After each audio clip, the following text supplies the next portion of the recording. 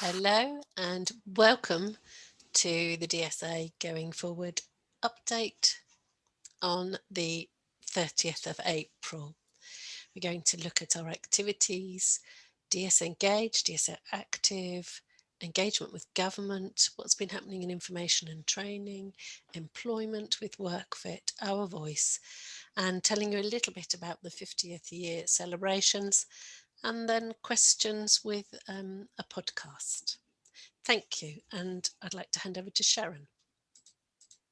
Hi, good morning, everybody, and lovely to see you all. And as always, lovely to tell you about DS Engage. So DS Engage is our completely blended program, a program of pre-recorded events and live events that is doing fantastically well at keeping us all very busy, very healthy, active, and helping us to connect with a whole group of other people doing the same thing. So you can access, as it says here, any of our activities. We have different things going live on our YouTube channel at 6 p.m. every evening. And those are films showing you everything from cooking, crafts, yoga, dance, and fitness workouts. And then as well as that, we also have a full weekly program now of live events that are via Zoom and go live between Monday and Friday every week. So lots of people are joining in. People are still joining in for the first time. So even if you've never joined in yet, it's not too late. You can join in any of the events, have a go. Honestly, you won't be disappointed. Everybody loves them. And what we also really love hearing about is from people who've joined in, how they've got on and what they have enjoyed. So the next slide is a lovely post that we found this week. This is on one of our Facebook groups. As it said, they're the Facebook groups for adults and parents. And this is from, I think, our probably #1 DS Engage followers, but a family, if you read this quote, who didn't know about DS Engage from the beginning, and one of their friends told them about it. And then Graham came along for the first time to one event. And I think since that first event has literally been at everything: the workouts, the discos, Mr. Motivator, the dance, absolutely everything, and has enjoyed everything. Some of them new activities, some of them things that he'd done before. And honestly, it must be keeping him healthy and fitter because there's so much movement and activity. And it's great because his family also joins in with him. So any of the events, your family can join in too. So it keeps the whole family happy and healthy. So thank you so much for that post. And anybody else who'd like to tell us how you're getting on, obviously we'd love to hear from you. And then other good news this week was that the BBC finally launched this film. So some people will remember we had a very special workout, which was hosted by this guy, Armel Zola, who is a fitness and workout trainer. And he's trained Premier League footballers in the past. But obviously he wanted to move on from them to better things. So now he wanted to do a workout for people who have Down syndrome. And he did that with DS Engage. And it was recorded by the BBC, and they've made a lovely little film about it. So you can watch that either on YouTube or on the BBC News channel, and you'll see how good that was. And then the next slide, I just want to remind you, we have now our complete weekly timetable right up to date with all our events. So for regular followers, please note this, from May, the afternoon sessions will be moving to 4 o'clock. So some people are back at work or college or school. So we've moved the afternoon sessions to 4 o'clock rather than 3:30, so that you have time to get home and still join in. So you'll see, again, during the week, you can do a workout on Monday. We have the disco on Tuesday, which is so much fun. This week is the evening disco, this Tuesday coming, with live singers and a chance to dance. So that's really good. And then followed by Mr. Motivator, which is also excellent. Mr. Motivator on Wednesday is all like a live comedy show because he talks and makes jokes the whole way through. You listen to him, you do the workout, it's great fun. And then Thursday, no rest, wake up at 9 o'clock and join in the dance session, which again is great fun, easy for everyone to join in. And then Friday, calm down a bit and do Pilates to relax into the weekend. So this afternoon we have Pilates. This afternoon is still at 3:30, and you're not too late to book up. If you want to book up, go to our website, find the link, and you can join in this afternoon and get going with DS Engage. And then I know what everyone always wants to know is what we're going to do at the weekend. What can we do for fun this weekend? So we also have weekend bonus activities. So this weekend, I know you're all looking forward to it, is the bank holiday weekend. So there's extra time. So I thought I'll suggest a few things you could join in with. So these are films on our YouTube channel, so you can access them anytime you want. But one of my favorite activities, painting stones. So you can find any stones, any paint, or even pens, Sharpie pens, coloring pens, and decorate some stones. You can watch this film and follow along to get lots of different ideas, and then use them to brighten up your doorstep or your windowsill or wherever. But that's not all, because it's a long weekend. So you can also go to the website. Look, we've got new word searches and new coloring pages. So you could do some word searches or coloring. And then you might have been sitting down for a long time. So then you could look at one of our daily walk sheets and go out for a walk and do some questions about your walk, or go back to YouTube and do some dance or do some yoga. So we've got plenty to fill up 3 days easily. So look at that for your weekend. And please let us know what you enjoyed. Send us some photos of your stones or your daily walk sheet or something. We'd love to see that. And then finally, before I pass on to somebody else, we have special events coming up in May. This is going to be great. So we have a talent show on the 25th of May.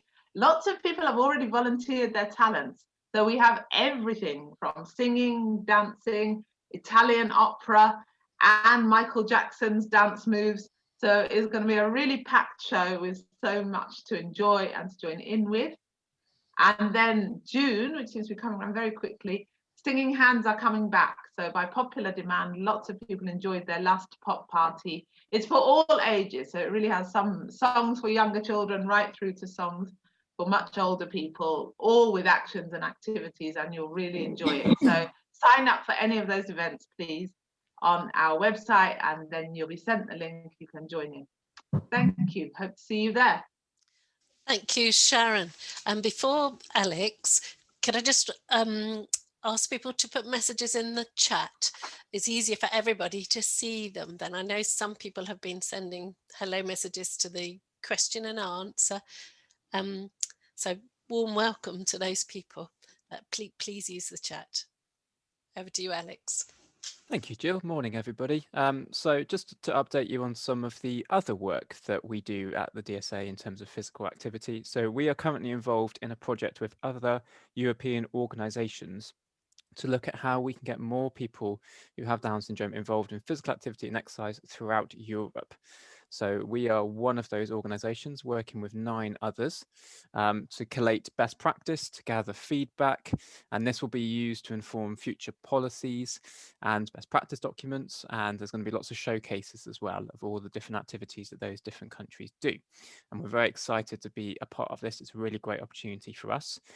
But the reason we're bringing it up is because coming your way may well be a questionnaire for me that we need you to fill out. So please fill it out, because it will help us with this project, and it will help inform future policies and programs throughout Europe. So it's a really important questionnaire. So if you get an email from me with a link, please do fill it in. It should take no more than about 5-10 minutes of your time. Thank you, Jill. And then the other slide, just quickly mentioned, Sport England released their Active Lives survey every quarter. And the most recent one was released this week, actually. It was released yesterday morning. And it looks at the period from November 2019 till November 2020. So obviously it covers lockdowns 1 and 2 effectively from last year. So we were very keen to see what this data says about how active people have been throughout the lockdowns and how much it's impacted them. Now, the graphs are a little bit confusing, so don't worry too much about trying to read them, but it basically shows that across all groups and all populations, there was a drop in activity, as you'd kind of expect with things like sports and leisure activities shutting. However, those with a disability were significantly more affected by those lockdowns and those lack of opportunities to be active. we don't have the data yet for the most recent lockdown, which we expect will have a bit of an effect as well, obviously, across winter. But this is why we are running activities such as DS Engage and DS Active, trying to get as many of our sessions back up and running as possible so that we can get these activity levels back up to where they were. And you'll actually see that the data from September to November is pretty close to where it was comparatively last year. So we're hoping that that trend stays through winter, and we're hoping that obviously this summer we can get everyone back up and running, if you pardon the pun, as quick as we possibly can. So we are still on target for our DS Active sessions to have 34 sessions up and running by the end of May, and hopefully up to 400 people a week involved in that session. And as Sharon said, DS Engage continues to go from strength to strength with the amount of people joining in. So if you haven't joined in yet, you've still got time. Pilates is coming up this afternoon, so hopefully we'll see you there. Thank you, Jill. Thank you, Alex. Julian. Good morning, everybody. Nice to connect with people again. We've got a mixture of people this morning who've probably been to many of these weekly updates over the last month or two, and people who've joined perhaps for the first time. So just to say that obviously the rollout of vaccines for individuals who have Down syndrome now are continuing. And all individuals over the age of 16 who have Down syndrome should by now have had their first vaccine, as should family carers. So if anybody's had any issues with that, do contact our helpline, and we, would be very happy to chat through with you, if you have any queries relating to that. Most people now are awaiting or have had their second vaccine, and people may have picked up in the media that various studies have been released which actually show that the protection that the first dose of the vaccine has given to people is really very encouraging. So although it's still crucial that we still carry on wearing face coverings and keeping social distance from people if we're out and about, we can be quite confident that if you've had your first vaccine, if you're now just had or just about to have your second vaccine, then the levels of protection that that's giving to people is really, really very encouraging. So, we can draw some strength from that, hopefully. One of the things that we have regular updates with the Department of Health and Social Care, and the last one was on Wednesday, and we've been feeding back, as have other learning disability charities, that the current guidance that relates to people who live in supported living settings is really very, very draconian, very tight regulations about particularly people going to visit family or coming out from their supported living settings, maybe to go back to work or to access community facilities. And the feeling is, particularly as many of those individuals now will have had, in many cases, their second vaccine, that does seem really quite unfair. So we are hoping that the government in England and the other nations of the UK will be following suit too, will issue some updated guidance that will take into account the fact that people should be given some additional freedoms now that obviously they've been hopefully protected by the vaccine. If you are having any particular issues, because I think there is a lot of variance across the country of the way in which settings are implementing the guidance, do contact our helpline, and one of our information team I know would be very happy to chat through with you what how we might be able to help. And then I think the next slide covers some engagement we've had from the NHS in England. So this particularly relates to England rather than the other nations of the UK, and it relates just to women who are over the age of 16. The government is consulting about women's health care, and they're very keen to hear the views and thoughts of women who have Down syndrome. There's an easy read document with the link there and an online survey, which is again in easy read format. That runs up until the end of May. And later today, we're going to be sharing that on our social media feed. So if you fit that criteria and you're willing to spend a couple of minutes filling in the survey, then I know that Department of Health would be really keen to collate people's thoughts. And then one final slide from me. We've mentioned this once or twice before, but we've now set a date for a free webinar that we're going to be running in June. It's a new strand of training that's been developed by the Department of Health and Social Care. It's aimed at family carers who would be perhaps communicating with their GP or NHS 111 or any other health professional that would be describing a deterioration in the health of an individual who has a learning disability. So it's making sure that you get very timely interventions at the right point, so that the NHS call handler knows to prioritise support. It's about a 45-minute session, and there's some various resources that have been developed for family carers to use at home. And so we've been accredited as super trainers, and we're going to be rolling this out. So if that might interest you, we'll be putting up details about that early next week. Thank you, Julian. I've added the Restore to Mini in here with some of our training and meetings sessions, and there are a variety of different type of things. We have some small group meetings for people who are expecting a baby or have a young child, a baby under 18 months. We have small group meetings where sharing positive support is where people discuss a case study. It's for parent carers, and there's always a behaviour example or case study that people discuss. It isn't training, but it's for support for parent carers. And Wellbeing Wednesday is also support for parent carers with a focus on mental well-being and looking after yourself. Our next complex needs and or autism meeting for parent carers is on the 17th of May, where Geraldine, who's a clinical psychologist, will be talking about current knowledge and ideas, and there'll be a focused discussion on dealing with change, social inclusion and relationships, and emotional well-being. We have an employment webinar on the 3rd of June. There's Restore to Mini, and all of those are free so far, and Alison will tell you more about the employment meeting. And then we have our regular education meetings and meetings. These are 2 sessions that involve a lot of our team that are going through everything about growing up through teenage years and preparing for the future for parent carers, because there are things to know about in all areas of life before you hit that 16 or 18. Okay.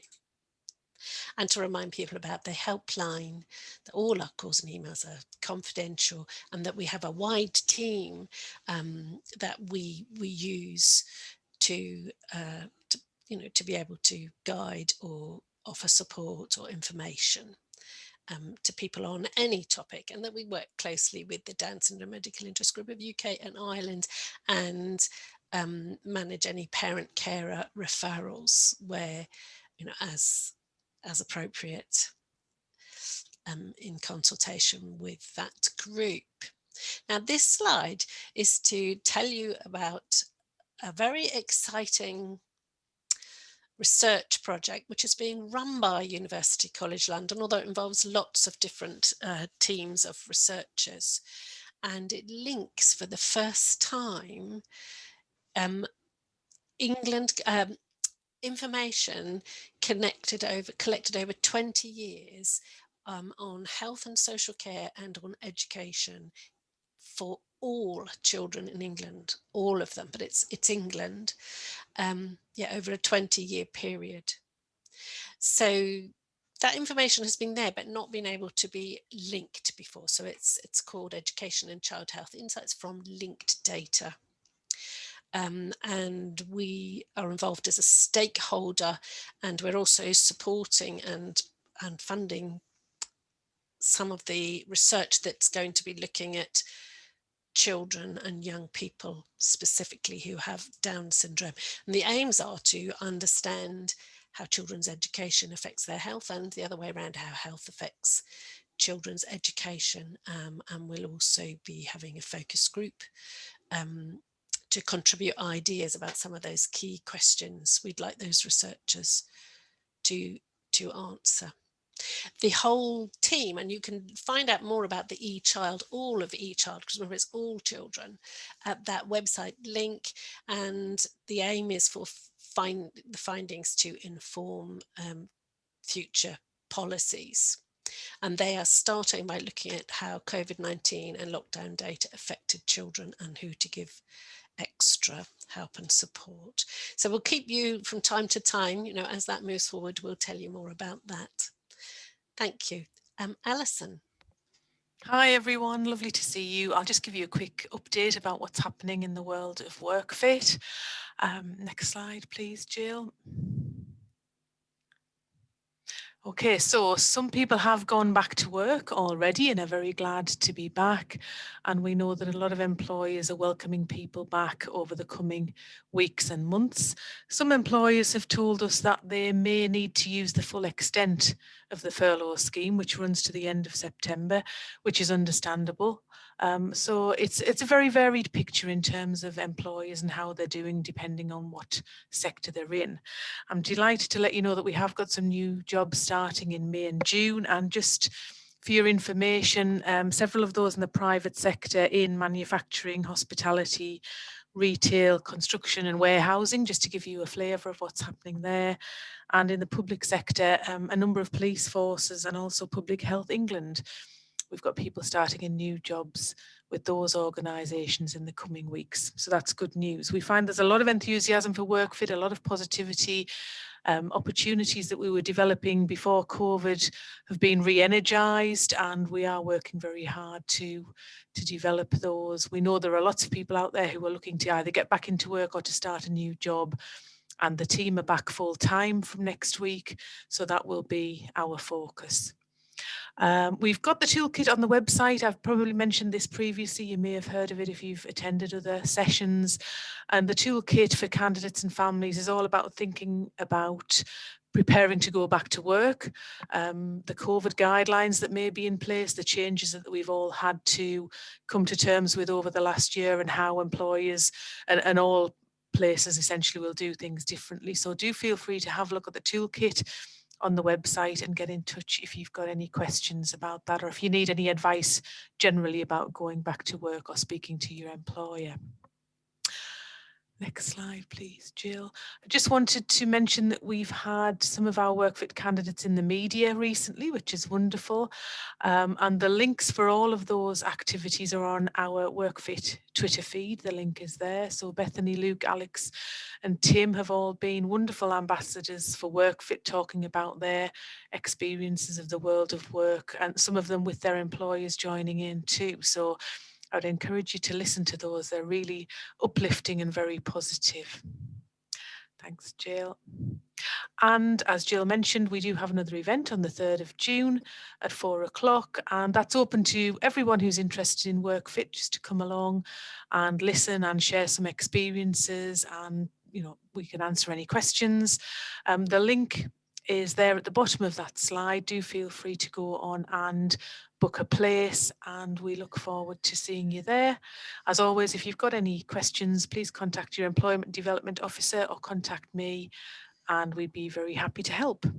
Thank you. Thank you. And now Robin.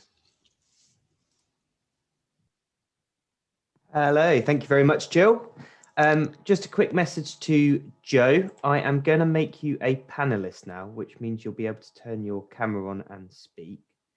And Jane is going to introduce your project, and then if you could introduce your video, that would be wonderful. We'll make sure you know when. So Joe, you are now a panelist. So for those of you who don't know, the DSA have a project called Our Voice, and Our Voice is a team of people with Down syndrome. They work with us weekly, daily, all the time, we're in regular contact with different members, and everyone in the team has great skills and great assets that they contribute. People have different interests, so we have lots of different bits of work that they can join in with and help us with. And all of that work is working together towards change, and making sure the DSA knows that what they want, what the people with Down syndrome want us to be working on. And they help us with advising lots of external organisations as well. Go to the next slide, please, Jill.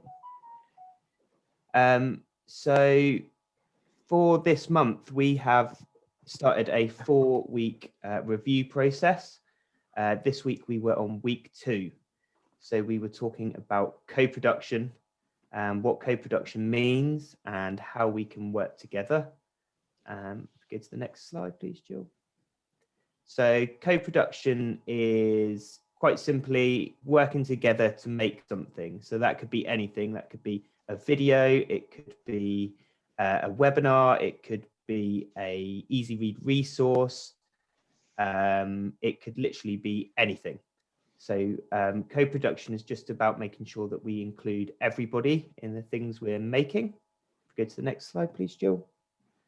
And that is because at the DSA, we want to aim to be doing things with people as much as possible, rather than doing things for people all the time. So we find the more we include people with Down syndrome, the more we know what they want, and we make sure their voice is loud within the organisation and within the communications that we send out.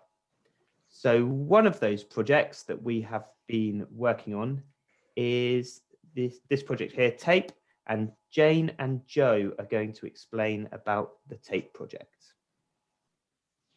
Morning, everyone. Yeah, where I live in North Wales, TAPE's a really popular and well-known community arts charity, and they run film festivals throughout the year. And for the Spring Festival, they're showing the film My Feral Heart. So they contacted us to see if we would take part in a Q&A session after that film had been shown. And one of the questions I knew I was going to be asked was, how did I feel about the way people who have Down syndrome were represented in film and TV, and in that industry. So I put that question out to the teams of our Voice. You'll see some of the feedback we got, but because Joe's got a particular passion and interest in this subject, we asked him to put together a short video that we could then share with TAPE on the night. So I'll pass over to Joe to introduce his video. Yeah. Hi guys. Yeah. So this video is basically how I truly feel about my passion. That all comes together with this thing on how important it is to have this passion and how this passion can become reality. Thank you. Thank you. Thanks very much, Joe. It's an excellent film. I'm going to play 2 minutes of it now, but the film will become available throughout all the DSA channels so that people can watch the full film. And so in this clip, Joe answers just one of the questions, but there's lots of other questions.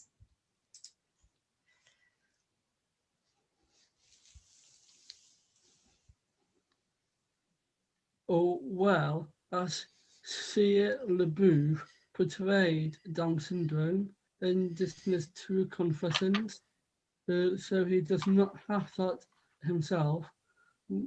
Back when professional actors pretended to have Down syndrome and disabilities when they don't, but then as years went on, he took on a supporting role for an actor with Down syndrome in Peanut Butter Falcon.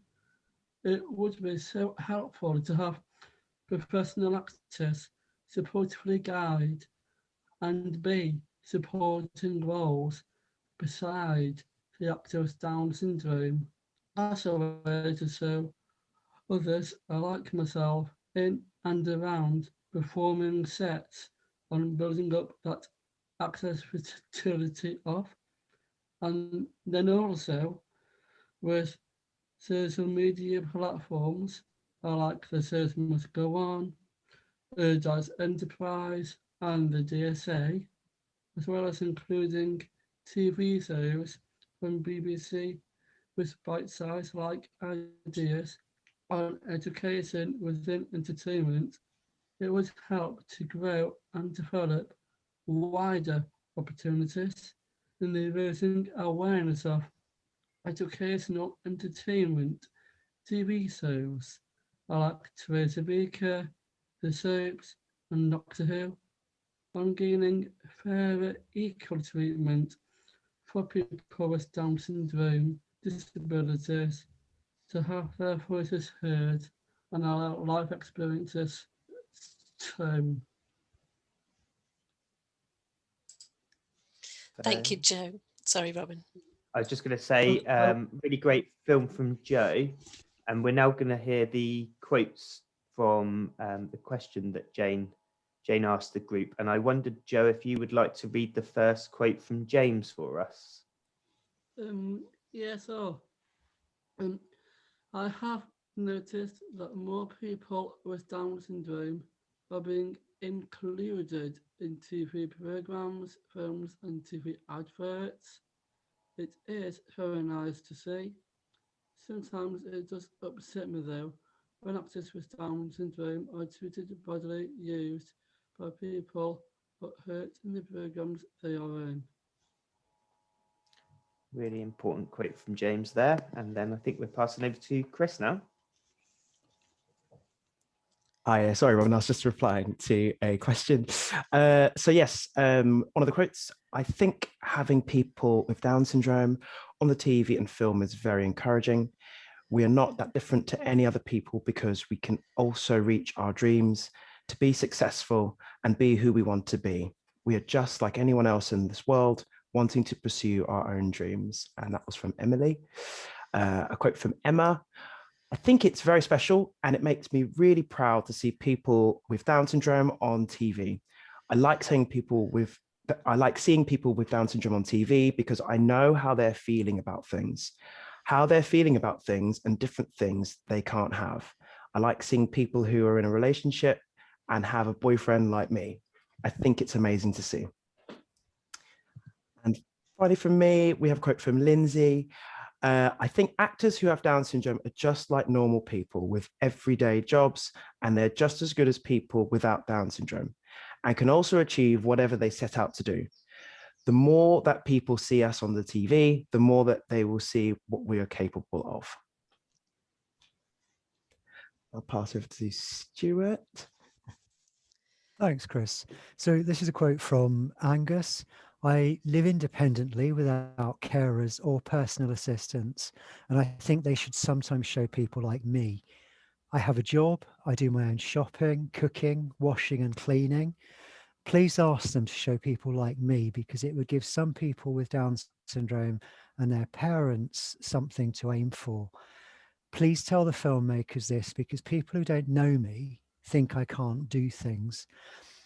Often because it's what they've seen in plays and things on TV, and it makes my life difficult. Next slide, please. So this is a quote from Sarah. I am extremely proud to know both Sarah Gordy and Tommy Jessup. Knowing the TV shows that they have both been involved in as being the most popular TV shows can really show people just how amazing actors and actresses are. This is so important to include more and more people with disabilities in popular TV shows. I feel that the characters in programs like EastEnders, Corrie and Call the Midwife with disabilities can bring something quite unique and different into the storylines. I really like to see the transition of these characters throughout the storylines.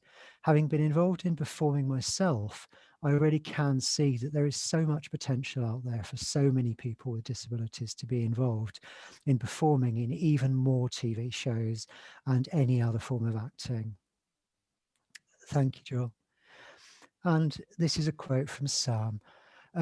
Samuel thinks that those he has seen are really good actors and he can relate to them. He likes to see them on TV and films because more people will see them. Thank you. Joe. Hello, everybody. So this is my first time I'm on these calls, so it's very exciting for me. I just want to talk to you a little bit about what we have planned for our 50th birthday celebrations, which were due to be last year, but as we know, everything ground to a halt last year. So I'm just going to talk to you a little bit about what we have planned. I don't know if many of you know where our headquarters are and our beautiful theatre, but there's, yeah, thanks Jill, there's that's just a picture. The picture that you can see on the left is our building here in Teddington, and the picture on the right is our beautiful theatre here at Normansfield, where we host lots of amazing events for the DSA, as well as other we host concerts and things like that. So we're very proud of our building.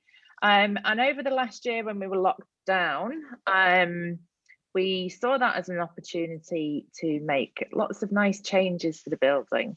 So yeah, I'll talk you through what we've got planned for our 50th. Obviously, it's a very big milestone for the DSA. If you could just go to the next slide, Jill, that'd be great.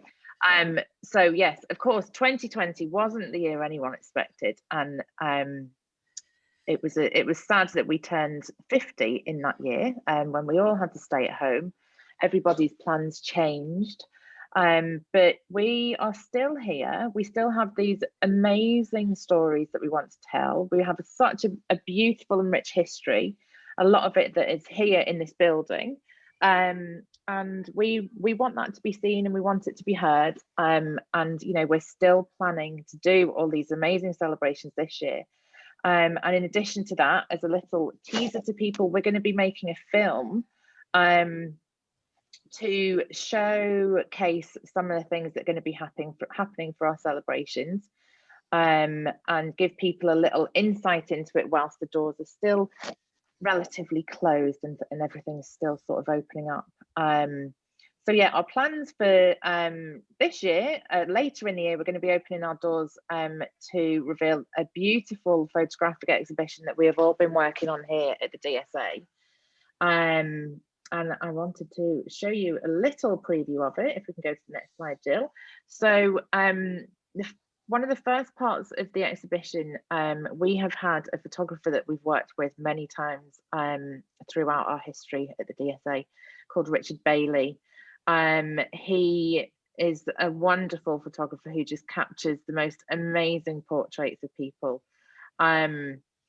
So we have currently hung throughout the building here at Langdon Down Centre. We've got at the moment we have 16 beautiful new portraits of people in their 50s or above.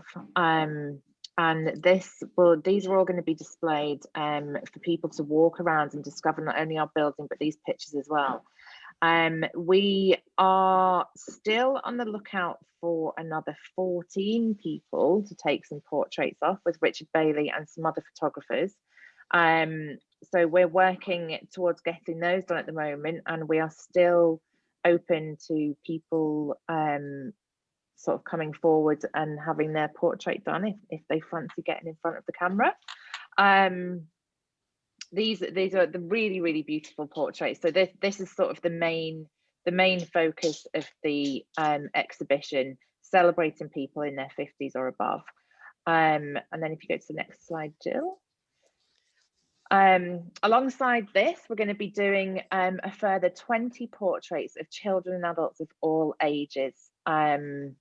We have the wide range of people of all kinds of different ages, just celebrating friends of the Down Syndrome Association, and these are going to be on display alongside the other portraits in different parts of our building. So we're going to take you on, we'll be taking people on a real journey throughout the whole of the building. We're also still open to looking for people who fall into the other age categories, if there's anybody who would like to put themselves forward for that as well. And if you go to the next slide, Jill. So there's going to be two parts of the exhibition which are in the theatre of the Langdon Downs Centre, so one of the really old parts of the building. And these two rooms are going to be called the Connected Room and the 2020 Room. And what we are asking for this room from all of our friends and supporters of the Down Syndrome Association, we'd love you to share stories and photographs that we can include in our exhibition. It can be, so for the Connected Room, we just want to celebrate everybody. We want to celebrate people's family and friends, things that they've been doing throughout the last 50 years, things that they have plans, things they want to celebrate. It's absolutely anything is welcome in that room. And as it says on the beautiful light that we've installed, Better Together, we just want to celebrate in that room all of the people who mean something to us here at Down Syndrome Association. And then for the 2020 room, we would like to share some stories of what people were doing during lockdown, how they coped, if people picked up new hobbies, any photographs that have been collected throughout 2020. We really just want as many people as we can to be included in these two parts of the exhibition, because there's so many people that have contributed in so many different ways to the history of Down Syndrome Association over the past 50 years. And we just, we're really open to everybody sending all of their beautiful photographs in, and we'll display them, and it'll be an opportunity for people to be part of our exhibition. The other part of the exhibition as well is the Oral Histories project, which is sort of going back to the people who were in their 50s. They've been telling us their stories about how life has been for them over the 50 years, how it's changed in the last 50 years as well. So we have some really beautiful stories that are going to be available. I think there's some available on our site at the moment, isn't there, Jill? To listen to, and we're continuing to collect those stories. So yeah, we're very lucky here at the Langdon Downs Centre that we've got such a beautiful place to display all these incredible images, and we just can't wait to share it with everybody. Thank you, Jo. And Kate.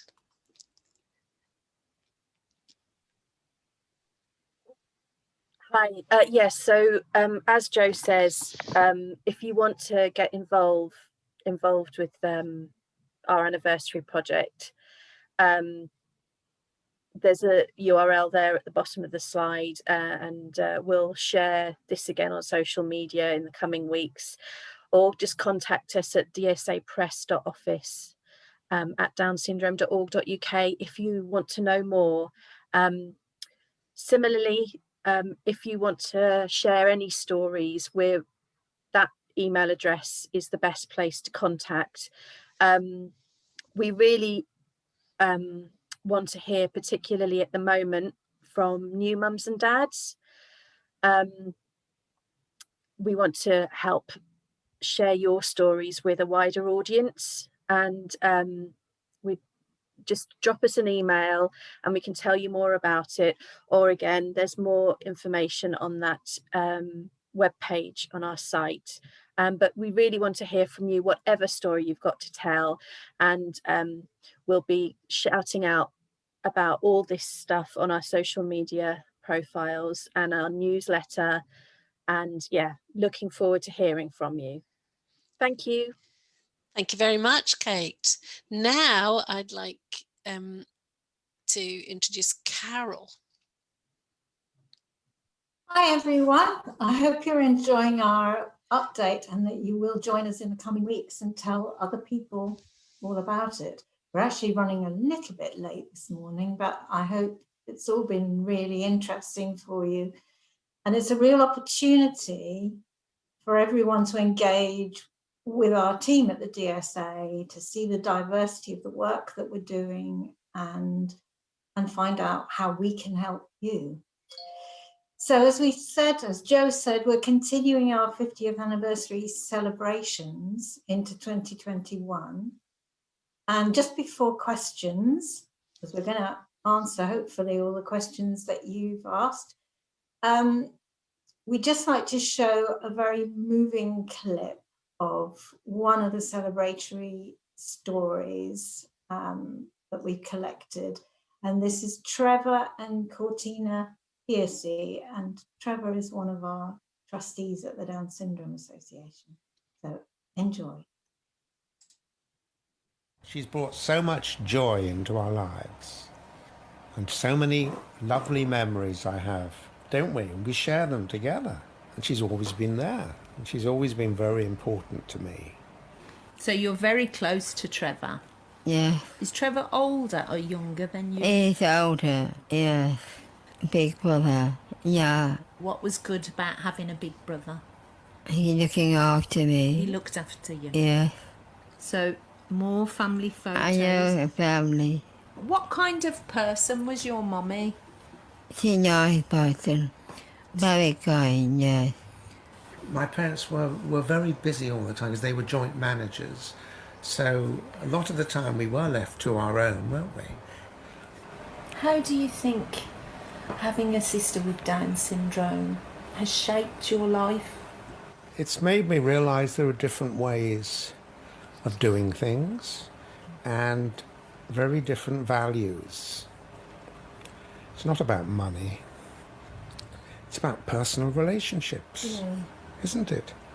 And how we treat each other, and how we respect each other, and realise the beauty in each other. Because she has a lot of beauty. He loves me. Ah, mustn't cry.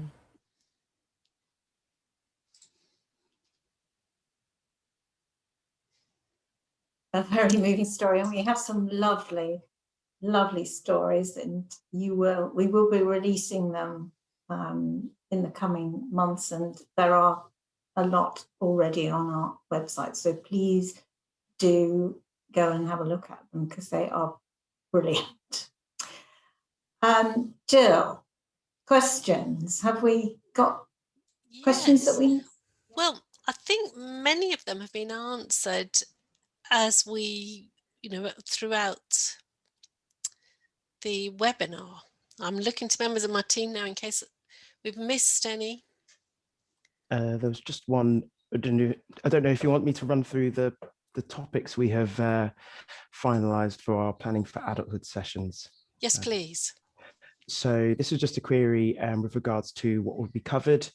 Just to reiterate the question from the Robson family. So are the planning for the future webinars aimed at transition to adulthood only, not about the longer term future when parents are no longer around, or midterm / finding suitable independent homes in their 20s, for example? So yes, we've tried to incorporate almost everything we can think of with regards to planning for the future. And I'll just run through the topics of this because we have kind of much settled. There's been a bit of change, but we have kind of settled on that. So we will be covering what happens when you approach adulthood before looking at relationships and sex. We'll be talking about emotional well-being and what that means and how important good emotional well-being is. We'll then look at annual health checks and actually living healthy and how important it is to also live healthily. We'll be covering the Mental Capacity Act in quite a big way. So hopefully that will cover some of the aspects of adulthood. We'll also look into some of the aspects such as lasting power of attorney and court-appointed deputies and things like that. We have a little bit on finances. So our specialist benefits advisor, Helen, is doing some work on that as well for us. We'll be covering apprenticeships, also looking at transition assessments, both social care and education. We'll also look at different types of social care supports. And we'll also have a section on housing talking about living the family home, living the way you want, and different types of arrangements there. We'll also going to include different voices from our voice and our members talking about all these different aspects. So what is it like to manage your own money? What is it like to have a social care assessment? So we're going to have some contributions from our members. So in terms of the question, hopefully the topics will kind of be able to sort of spread out from there and talk about what that means if we have a change in, for example, social care arrangements with regards to family, and yeah, we will be covering housing. So yeah, quite a lot. Thank you very much. Yes, that's why there are 2 sessions. Thank you. I had some for me as well, Jill, that I can answer for you. Please So do. there was one about physical activity in Wales. So from the 26th of April, so from now, you can have outdoor organised sport and activity for up to 30 people. And all being well, from the 3rd of May, gyms, leisure centres, swimming pools and fitness facilities will open as long as everything is okay public health wise. There was one about mental health research as well as the physical activity research. So mental health research is ongoing. There's multiple charities and organisations looking into this. Generally, research around mental health does take a little bit longer than the Sport England Active Live survey, but we will update you as soon as we have stuff on that one as well. And then I can do DS Engage as well while I'm here. So there was one about when will Singing Hands be advertised on the DS Engage website. I will try and do it for you this afternoon. So it should be live this afternoon, and we'll send an email to everyone who's been involved in DS Engage when that is live, so you can sign up for that one. Thank you, Alex. We have a question for the dates of There's a supplement. Sorry, there's a supplementary question for Chris on the question that he answered earlier, I think. I'm just typing. So session, okay. session 1 will be on the 25th, Friday the 25th of June, and then session 2 will be on Friday the 2nd of July. Both will be starting at 12:30 and lasting, the first session will be 90 minutes and the second session will be 2 hours. And I'll just put it in the chat as well. Okay, well, thank you very much. Thank you to Jill and the team for everything today. As I say, I hope you enjoyed this, and I hope that you will join us again. We're going to keep these sessions going as long as we have an audience, and it's a great way of engaging with our team, and we'd love to see you at the next one next Friday. And don't forget that you can contact the Down Syndrome Association, the information team, on the email there, and you can call directly into our helpline. If it's about Down syndrome, we can usually answer your question, and if we can't answer your question, then we know people that can. So thank you very much for joining us, everybody. See you again next week. Bye.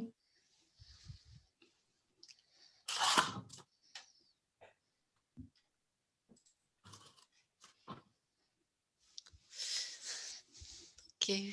I'm going to end the session now. Goodbye.